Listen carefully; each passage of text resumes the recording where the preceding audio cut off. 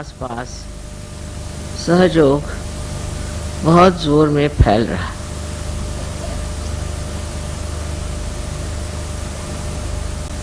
ये एक बड़ी आश्चर्य की बात है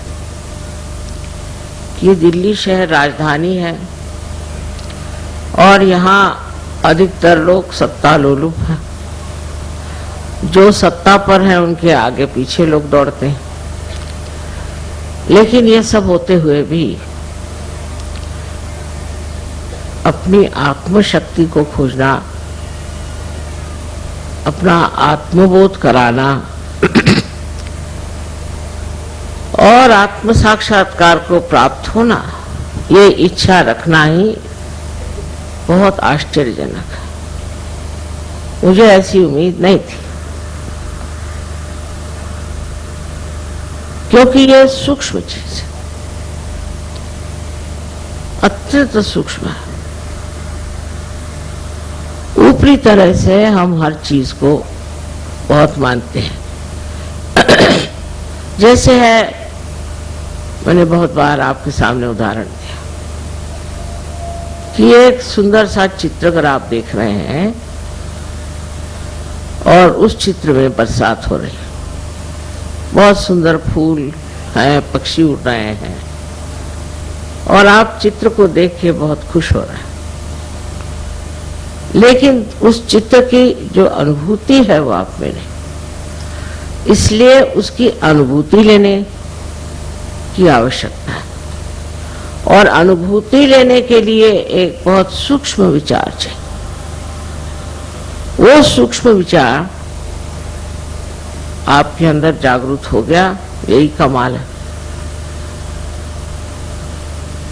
कि हमने अभी तक यथार्थ को पाया नहीं, हमने अभी तक असलियत को पाया नहीं। कोई न कोई ऐसी चीज है जिसके पीछे हम भागते हैं, उसमें सत्य नहीं है।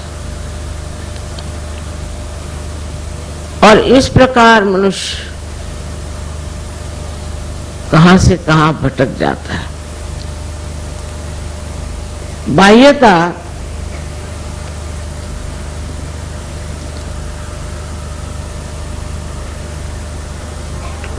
धर्म के अवलंबन में मनुष्य भागता है।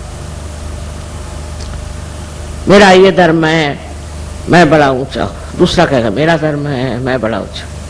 तीसरा कहेगा मेरा ये धर्म है, मैं बड़ा ऊंचा। और बहुत से ऐसे भी हैं जो कहते हैं कि जो हमको मिलना है हम ही पालेंगे, हम क्यों सहयोग करें, हम खुद ही से पालेंगे। इस प्रकार दो तरह के लोग देखे गए। एक तो जो अपने अहंभाव में खो गए और दूसरे जो हैं वो शरणागत होकर गलत चीजों में घुस गए। ये दोनों तरह की व्यक्तियां सूक्ष्मता में नहीं उतर सकते। उसी में उनको मौज आती, उसी में आनंद में है। एक सोचता है कि मैं तो बस इस चीज में पड़ा हूं, अब मैं बस रात दिन भजन कीर्तन, सवेरे 4 बजे उठ करके पठन करते रहता हूं। एक साहब मुझे मिले थे, अभी जवान थे। मैंने उनसे कहा कि सहयोग में आने के लिए तुमको कुछ करना नहीं। पहले कुछ नहीं करने का। मैंने कहा कुछ नहीं करना। तो कहने लगे फिर सुबह से उठ के करना क्या? कुछ तो करना ही चाहिए सुबह से उठ के। तो ये जो भावना हमारे अंदर है कि हमें अपने को प्राप्त करने के लिए, अपने को जानने के लिए कुछ करना है, सो गलत है। ये तो आप लोग जान गए कि बगैर कुछ किए ही आप सहज को प्राप्त हो गए। अब दूसरे अहंकारी हैं जो सोचते हैं कि हमको क्या करना, हम ही इसको खोज लेंगे, हम ही इसे पालेंगे। तो उनकी तो बात छोड़ दीजिए। उनसे भिड़ने से अपनी खोपड़ी खराब करने से पहले।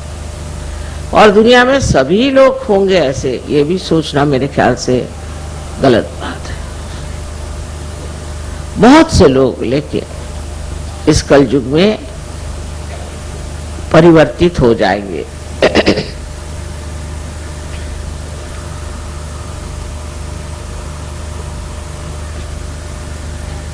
क्योंकि ये परिवर्तन का समय, इस समय में परिवर्तन होगा ही, आप चाहें या न चाहें। किंतु चाहने पे इस परिवर्तन की जो सूक्ष्मता है उससे आप पकड़ लेंगे।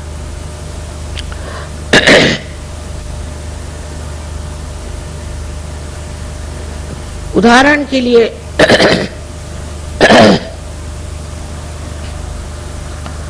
मैं कहूंगी कि रशिया देश, जो कि भगवान के बारे में कुछ नहीं जानता था, जिसने परमात्मा का नाम भी नहीं सुना था और ना उनको परमात्मा की बात करने की इजाजत थी, न ही कोई वो धर्म की बात जानते थे, और बड़ी ताड़ना में, बड़ी कठिन समस्याओं में वो बेचारे बंद थे, घुट रहे थे। उस घुटन में उनमें कौन सी ऐसी बात हो गई जो वो सहज में उतर गए? किस बात के कारण ये लोग एकदम से सहज में आ गए?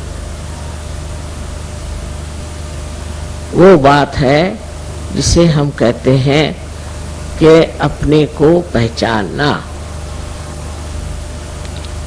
इसको अंग्रेजी में इंट्रोस्पेक्शन कहते हैं।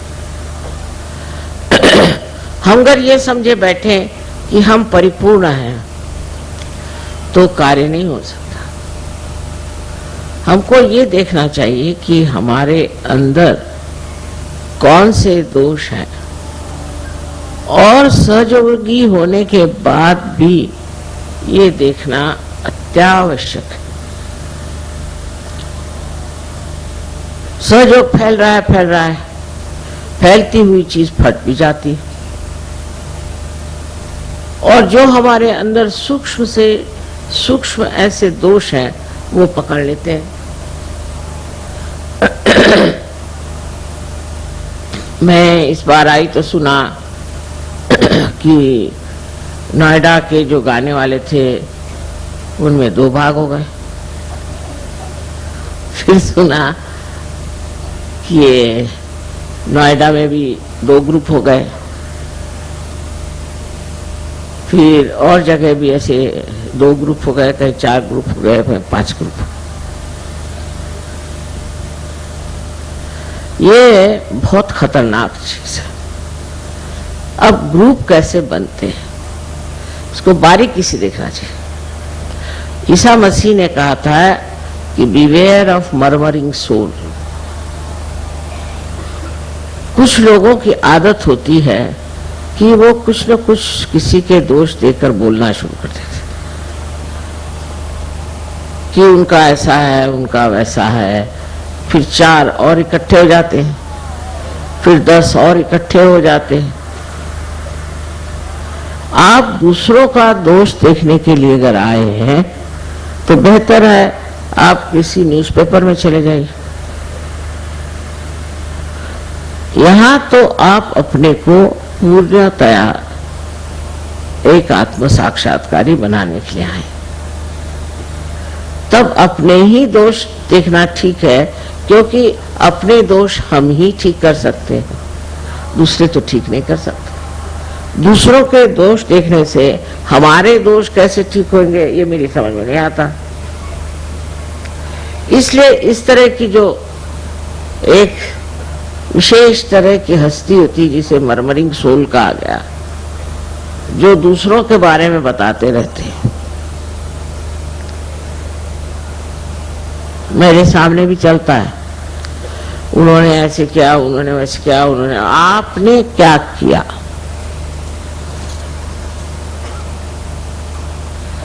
ऐसे चक्कर चल पड़ते हैं। इसलिए जब सहयोग बढ़ता है तो उसके साथ ये भी देखना चाहिए कि वो तितर बितर न हो जाए, उसकी घनिष्ठता बढ़ती रहे। हमारे अंदर एक और बड़ी विशेषता है कि सहयोग का जो नाटक है उसमें लोग सोचते हैं कि लीडर माने हम लीडर हैं, वो लीडर है, वो लीडर। एक मजाक, लीडर वीडर है क्या? कुछ नहीं। लेकिन उसके लिए लड़ाई झगड़ा। दिल्ली शहर में रहते हैं ना, तो यहाँ के लोगों को देख करके आपको भी यही सोचता है, ये सब नामधारी है, इसमें कोई खासियत नहीं। मेरे कान पर बहुत सी बातें आई जिससे बड़ा दुख हुआ कि ऐसे बेकार चीजों में लोग अपना समय बर्बाद कर रहे हैं। जिस तरह से रशिया में हुआ है, वैसा होना शायद यहाँ संभव न हो, क्योंकि हम लोग अमन चैन से हैं, सब कुछ ठीक ठाक है, ऐसा कोई दबाव हमारे ऊपर नहीं। तो जिनके पास कोई काम धंधा नहीं है, वो ऐसे ही धंधे करते बैठते हैं, इधर से उधर बात लगा, उधर से उधर बात लगा। तो एक दूसरों की स्पर्धा करना या जलना इस सहयोग में हो ही नहीं सकता। अगर ये सब कुछ आपको हो रहा है तो आप समझ लो अभी आप सहज के दर किनारे भी नहीं।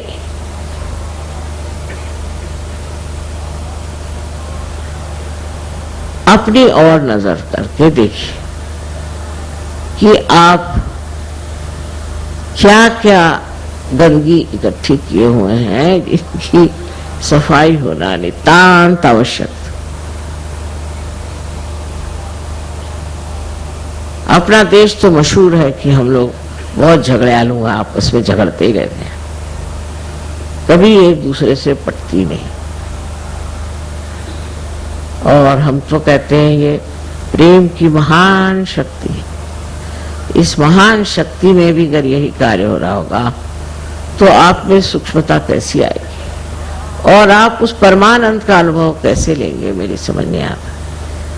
तो ऐसे अगर कोई बड़बड़ाने लग जाए तो उससे कहना चुप रहिए, हमें सुनना नहीं है। एक दूसरे की बुराई अगर कोई सहयोगी करे तो वो दोनों ही सहयोगी नहीं है, सुनने वाला भी और सुनाने वाला भी। और इस प्रकार जब हम अपने को स्वच्छ कर लेंगे तो एक बहुत सुंदर सहयोग का अभियान हो जाएगा। फिर आप अनेक लोगों को प्यार कर सकते हैं, अनेक लोगों में आत्मदर्शन हो सकता है।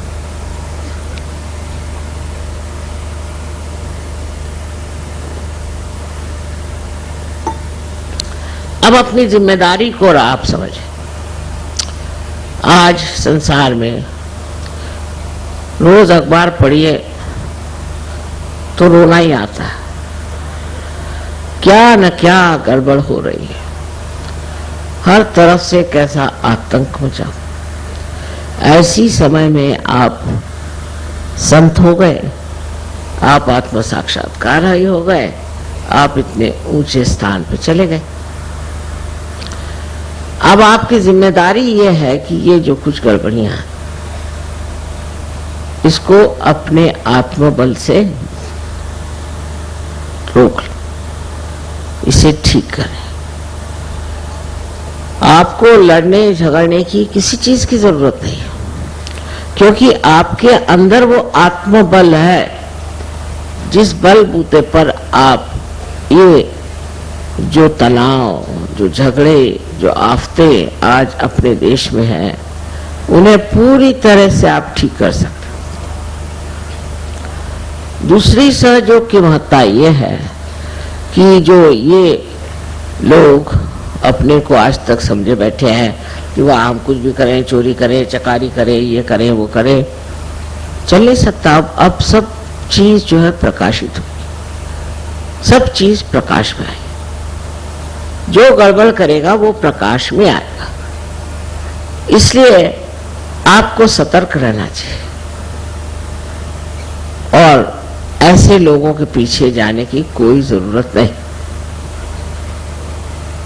धर्म का मतलब सिर्फ इतना ही नहीं कि धारणा करना और आप साधु बाबा बन के और समाधि लगा के बैठ गए, बिल्कुल ये सहयोग में मतलब नहीं, और जगह होता हो। लेकिन धर्म का मतलब ये है कि जो धर्म आपने धारण किया, जिस धर्म के कारण आपके अंदर इतनी विशेषताएं आ गई, जिसके कारण आज आप आनंद विभोर हैं, वो धर्म भी दूसरों में बांटे और इस धर्म के अपने माध्यम से दर्शन दें। आपको देखकर लोग कहें कि ये कोई विशेष है। लेकिन आप अगर और लोगों की तरह ही आपसी लड़ाई और तमाशगिरी करें तो कौन मानेगा कि आप सहयोगी हैं? आपकी शांति, आपका औदार्य और आपकी सहिष्णुता सब कुछ एक साथ देख करके कोई भी अचंभे में पड़ेगा। और आपके अंदर सारी शक्तियां हैं, आपको हाथ चलाने की जरूरत नहीं, कुछ कहने की जरूरत नहीं। करने वाले बहुत बैठे हो, आप जानते हैं इस बात को, और वो जो करने वाले हैं वो सब कर बैठेंगे, सिर्फ आप शांतिपूर्वक अडिग देखते मात्र रहें। सारा नाटक आप देखते रहें जो आप कर सकते हैं। तो एक तरफ तो अपनी और नजर होनी चाहिए कि मैं क्या कर रहा हूं, मैं कौन से गर्त में घुसा जा रहा हूं, ये चार लोग बड़बड़ा रहे हैं, मैं इन्हीं के साथ लग गया हूं क्या? और दूसरी तरफ नजर बाहर कि मेरे कारण कुछ लोगों को लाभ हो रहा है कि नहीं, कि मैं अपने स्वार्थ के लिए सहयोग में आया। अब पहले से हालत बहुत ठीक है। शुरू में तो ऐसी चिट्ठियां आती थी कि बस मेरे माँ के बाप के फलाने के ठिकाने के टुकाने के कुछ के उसको बीमारी हो गई, माँ उसे ठीक करो। सारे दुनिया के ठेकेदारी और सहयोगी भी बहुत लगे रहते थे। अब वो चीज छूट गई, उतनी खुदगर्जी खत्म हो गई। अब दूसरों के बारे में जरूर सोचने लगे, पर तो भी ये जिद है कि आपको तो आना ही पड़ेगा लखनऊ या कानपुर, आना ही पड़ेगा, या बाराबंकी तो आना ही पड़ेगा। लेकिन बाराबंकी से आप लखनऊ तशरीफ क्यों नहीं ले आते? मैं तो जगह दुनिया भर में मारे मारे फिरूं, लेकिन आप 10 मील भी नहीं आ सकते हुजूर। ये भी कोई तरीका है? और उस पर बड़े सोचे कि बड़े पैमाने पे गदर हो जाता है। चलो भाई, मैं जहां कहती जाने को तैयार हूं, पर हर जगह तो मैं नहीं जा सकती हूं। तो मैं देखती हूं कि इसमें भी एक अहंकार तो नहीं कहूंगी मैं, पर एक चिपका हुआ सिक्का है कि हम लखनऊ में रहते तो लखनऊ, बंबई में रहते तो बंबई, और दिल्ली में रहते तो दिल्ली। अगर माँ एक मर्तबा दिल्ली नहीं आए तो सब लोगों की हालत खराब हो जाए। दिल्ली जरूर आए, और फिर लखनऊ जरूर आए, फिर बनारस जरूर आए, फिर कलकत्ते जरूर आए। ये मैं जो देखती हूँ कि आप इतने स्थानिक कैसे, लोकलाइज जिसको बोलते हैं, फिर कहेंगे कि नहीं आप नोएडा ही है, नोएडा नहीं आते तो और कोई यहाँ गली कूचे बहुत है वहां आ जाए। दूसरा रोना ये कि मेरे घर आपको आना है। अब इतनों के घर जाने के लिए कोई नया जन्म लेना पड़ेगा। इस पर भी बड़ी नाराजगी कि माँ आप मेरे घर आई नहीं, मेरे घर आके आपको खाना खाना है।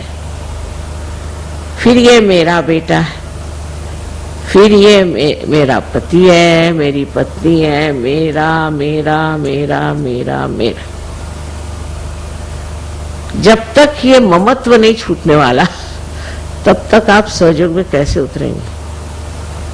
ठीक है, आपकी जिम्मेदारियां हैं, उसको निभाओ, पर वो मुझ पर मत ला दो। मेरे बेटे को देखना ही चाहिए, मेरे बेटे को नाम दीजिए, फलाना ठिकाना। सुबह से शाम तक नाम देते देते मैं तो हार गई। मैं सोचने में एक डिक्शनरी बना लूं। ऐसा पागलपन चारों तरफ छाया हुआ है। अगर मैं कह दूं कि मैं नहीं आ सकती तो हो गया, मतलब फिर उसके बाद तो समझ लीजिए कि वो कहेंगे कि माँ हमारी क्या गलती हो गई, हमने कौन सा पाप किया। अरे भाई नहीं आ सकती मैं, इसमें कोई पाप नहीं है। तो ये बड़ी सूक्ष्म चीज है, इसको समझना चाहिए। ये चिपकी हुई चीज है आपके अंदर, ये मेरा तेरा। कबीरदास जी ने एक बड़ी सुंदर बात कही कि जब बकरी जिंदा होती है तो मैं करती है, जैसे हम लोग भी करते हैं। पर जब मर जाती है तो उसके दांत से धुनकनी की तांत बनाते हैं, और जब धुनकनी चलाई जाती तो कहते तू ही तू ही तू ही। जब तक ये तू ही का हमारे अंदर स्वर नहीं चलेगा, आप मुझे इसके लिए क्षमा कीजिए कि कोई भी काम आपके नहीं हो सकते।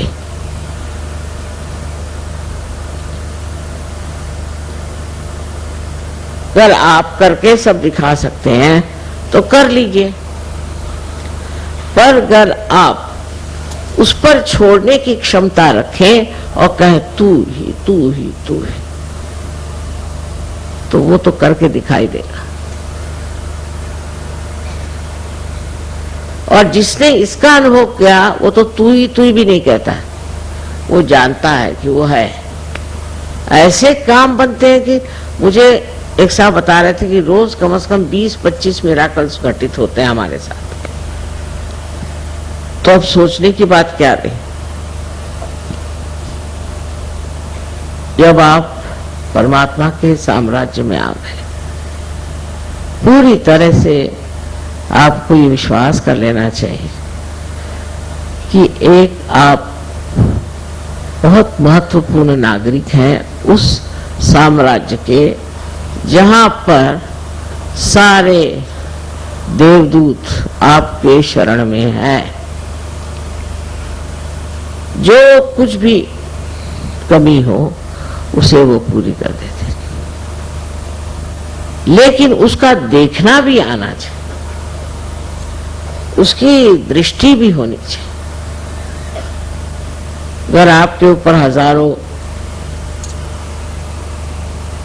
ऐसे नजारे उतारे जाएं और आप देख ही नहीं सकते तो फायदा क्या? अंधों को दिखाने से फायदा क्या? इस प्रकार के आप सबको अनुभव आए, लेकिन सबसे बड़ा अनुभव यथार्थ का।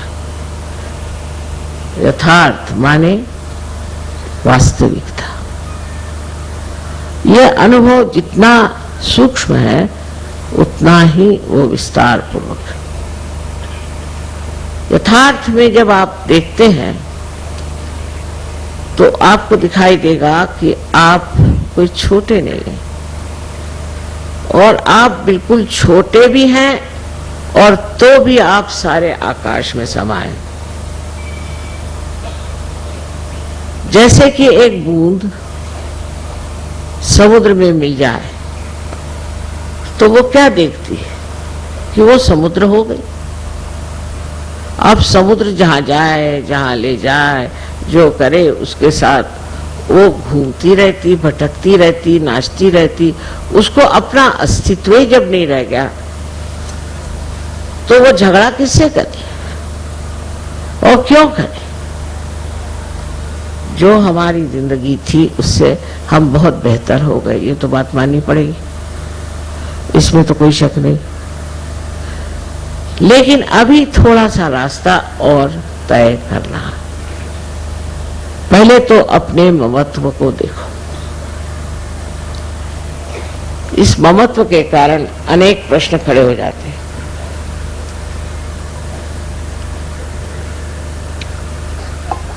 विदेश में पहले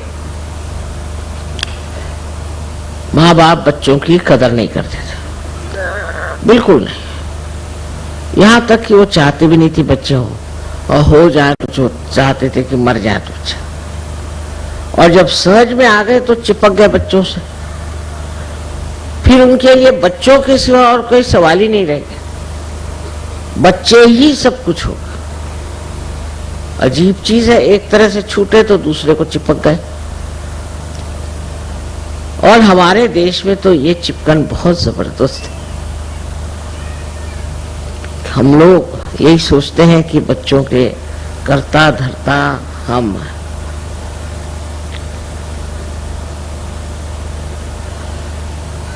इसको समझ लेना चाहिए कि संसार को चलाने वाले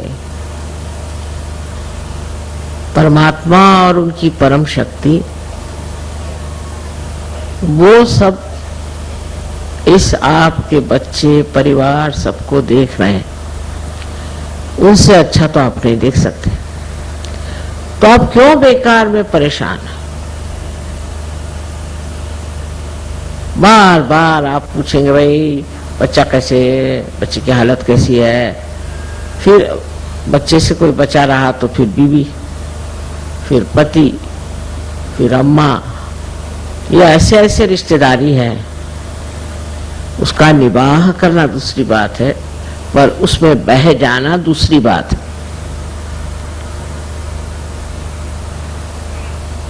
इस ममत्व को तोड़े बगैर आप सहज की मर्यादाओं से बाहर नहीं निकल सकते। सहज की जो मर्यादाएं हैं वो इस तरह से बंधी हुई है। इससे ऊपर उठने के लिए आपको बहुत सी बातों की तरफ ध्यान देना चाहिए। छोटी छोटी बातों को मनुष्य चिपक जाता है। अब मैं नहीं कहूंगी कि आप अस्वाद में उतरे, क्योंकि ऐसे कहने पे तो उत्तर भारतीय लोग तो बिल्कुल परेशान हो जाए कि माँ कहती है स्वाद करो, ना ना, वो तो मैं नहीं कहूँगा। लेकिन स्वाद के पीछे भागने की कोई जरूरत नहीं। रात दिन स्वाद के पीछे भागेंगे, फिर आप सहयोगी कैसे?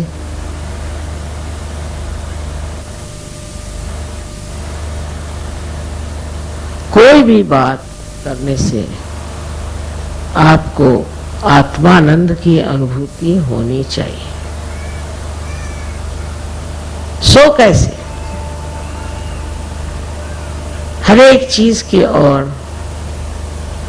आप ऐसे देखें जैसे कोई एक नाटक देख रहे हैं। ये सारा नाटक, और ये नाटक चल रहा है, देख रहे हैं आप। कभी मजाकिया बातें हो रही, कभी कुछ और बातें हो रही। आपका कुछ लेना देना इससे नहीं। आप देखते हुए हंस रहे हैं, देखते हुए रो रहे हैं, बस। लेकिन इसके अंदर आपका कोई भी समावेश नहीं है। आप बाहर से इसे देख रहे, तो आप आश्चर्य करेंगे कि आप जल्दी से किसी भी चीज को क्षमा करते। कल एक साहब ने बताया कि माँ ये अभी सिगरेट पीते। उन्होंने सोचा कि मैं बिगड़ूंगी। मैंने कहा नहीं ठीक है, सिगरेट आसानी से नहीं छूटती। लेफ्ट विशुद्धि अगर हुई तो उससे सिगरेट पकड़ी जाती। उनकी लेफ्ट विशुद्धि तुम ठीक करो, देखो उनकी सिगरेट छूट जाए। तो सारी दृष्टि ही ऐसी बदल जाती है कि जिससे आदमी सोचता है कि इसको किस तरह से सुधारा जाए, क्या ठीक किया जाए, किस तरह से बनाया जाए, किस तरह से जोड़ा जाए।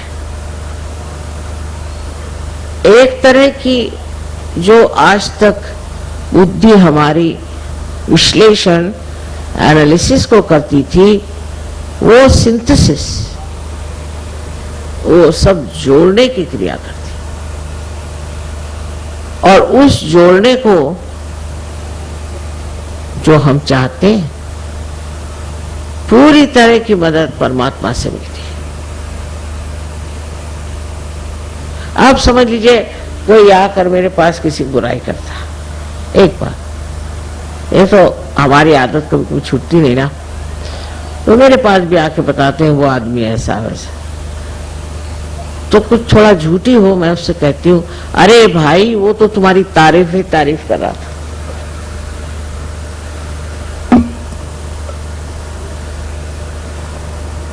वो तो कह रहा था कि तुमसे अच्छा कोई आदमी ही नहीं है। दूसरे दिन देखती हूँ कि उसी आदमी के गले में हाथ डाल के घूम रहा है। जो कुछ बुराई देखी थी वो पता नहीं कहाँ गायब हो गई। ये बात समझनी चाहिए कि हमें एक दूसरों को जोड़ना है, और वो भी ऐसा जोड़ना है कि एक को शिकायत हुई तो सबको पता हो जाना चाहिए। यही कलेक्टिविटी है। एक को तकलीफ हुई तो सारी दुनिया दौड़े, क्योंकि हमारा ये समाज ये जीवित समाज है, मरा हुआ समाज नहीं। और इसके अंग प्रत्यंग जो है एक शरीर में बसे हुआ।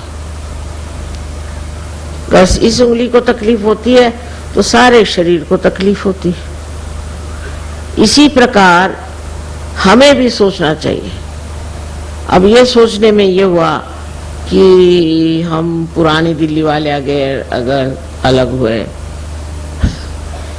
और नोएडा वाले अलग हो गए, फलाने वाले अलग हो गए, मैं तो सारे विश्व की बात कर रही हूं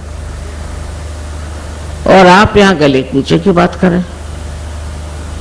सारे विश्व में ये होना चाहिए कि एक को जरा सी तकलीफ हुई, एक देश में जरा सी तकलीफ हुई तो सारे देशों में इसकी हलचल होनी चाहिए। हो रही है, ऐसे नहीं कि नहीं हो रहा। अब आपको बताऊं खुशी खबरी कि बहुत से जर्मन ऑस्ट्रिया में और जर्मनी में सहयोगी हैं, बड़े पहुंचे हुए लोग, तो वो निकले जाने इजराइल। मैंने कहा कहाँ जा रहे तुम लोग? माँ हम तो इजराइल जाए। क्योंकि बात ये हमारे जो बुजुर्ग हो गए उन्होंने उनको बहुत सताया, मारा पीटा, तो हम तो इजराइल जाते। मैं कहा इनको कौन सुनेगा वहां भाई, ये तो जानी दुश्मन उन लोगों के। ये वहां गए और इजराइल देश को खड़ा कर दिया सहयोग।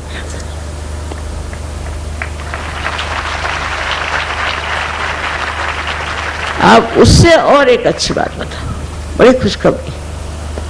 मैं इजिप्ट गई तो बहुत मुश्किलों से बेचारों को वीजा मिले, माने इजरायलियों को, क्योंकि इजरायली जो हैं वो माने हुए दुश्मन है मुसलमानों के। पता नहीं क्यों, गलत बात है, लेकिन हाँ। तो 20 इजरायली वहां हैं इजिप्ट में, और मैं देखती क्या हूं कि वहां के इजिप्शियन सहयोगी जो हैं उनके गले मिल रहे हैं, उनसे प्यार की बातें कर रहे हैं। इतने आनंद की बात है कि इजराइल से इतने दूर से इजिप्ट में आए और वहां के इजिप्ट सहयोगियों से दोस्ती कर ली। फिर सारे वहां पे कैरो में जहां जाना वहां सबसे बात करना, ये करना, वो उनके लिए मिठाइयां लाए। ये सूझता कब है? मैंने नहीं कहा, ये अंदर से ही सूझता है कि भाई इजिप्ट के लोग हमसे दूर हैं, हमारे दुश्मन हैं, चलो वही प्यार का करिश्मा देखें। और पहुंच गए, मैं पहुंची उसके दूसरे दिन, मैंने आए कैसे, आ गए, वीजा भी मिल गया, सब हो गया, हम आ गए। ये पहली पहचान कि किस तरह से प्यार का दान आप दूसरों को दे सकते हैं। लेकिन ये तो तभी होगा जब आप अपने से हटेंगे, जब अपने ही अंदर आप कूद रहे हैं, तो बाहर क्या होगा।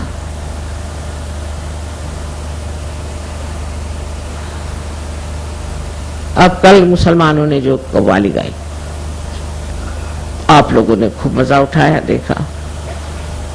ये मुसलमान भी कितने दिन बाहर रह सकते हैं, ये भी अपने अंदर घुसेंगे, आप देख लीजिए। पर आपकी वृत्ति जो है वो ये नहीं होनी चाहिए कि मुसलमान खराब है और हिंदू अच्छे हैं, ये बिल्कुल गलत बात है। यहाँ तो जातीयता इतनी जबरदस्ती, वो तो हट गई। अमेरिका में देखिए बहुत बड़ा प्रश्न है काले और गोरों का। हम लोगों को तो वो ब्राउन लोग कहते हैं, ना इधर के रहे ना उधर के, पर काले और गोरे वहां बड़ा झगड़ा।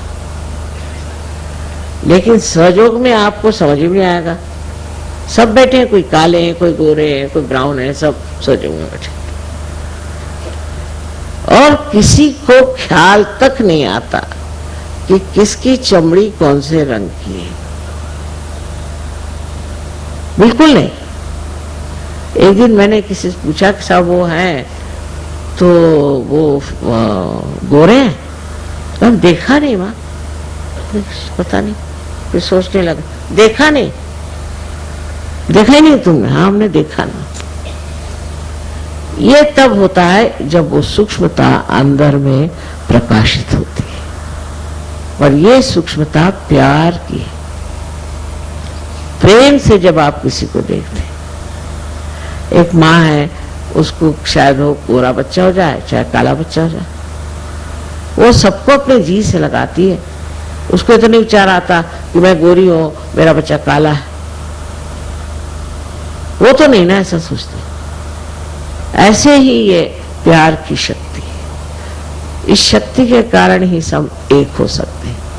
और जब सब हम एक हो जाएंगे तो ये जो हमें अलग करने वाली उपाधियां हैं, ये सब गिर जाएंगे, सब गिर जाएंगे। कुंडलिनी के जागरण से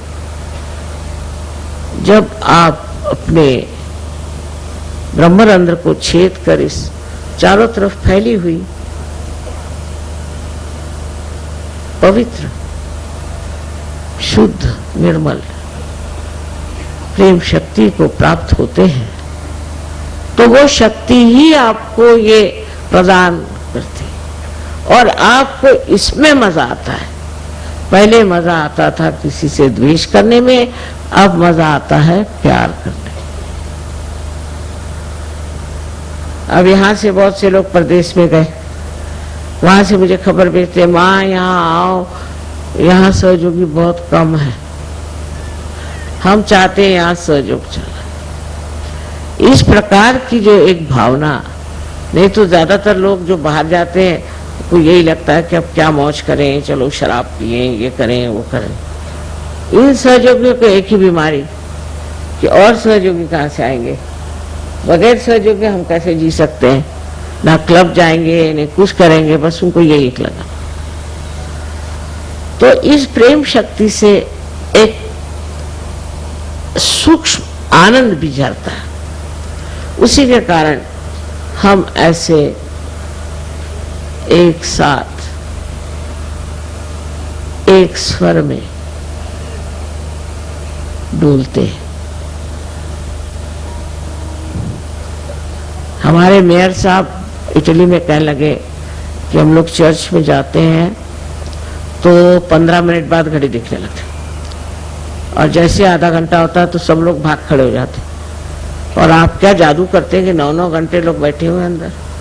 तो मैं कोई जादू नहीं, बस प्यार का मजा ले रहे हैं। और आनंद के सागर में डुबकियां लगा रहे हैं, और यही आनंद का सागर आपको अत्यंत स्वच्छ, अत्यंत निर्मल कर देता है, और वो ऐसी आपको शख्सियत देता है, ऐसा व्यक्तित्व देता है कि आप तो चमक उठते ही हैं, लेकिन आपको मिलने वाले भी चमक जाते हैं। तो फिर से मैं यही कहूंगी कि लड़ाई झगड़ा इसका नाम भी मैं नहीं सुनना चाहती। कोई जैसा भी है उसके और नाटक एक समझ के देखिए। आपका काम सहयोग में टिकने का है। आप सबको अनंत आशीर्वाद। आज उन्होंने पूछा था कि माँ कौन सी पूजा करेंगे, तो मैंने सोचा कि आज राजलक्ष्मी की पूजा करें।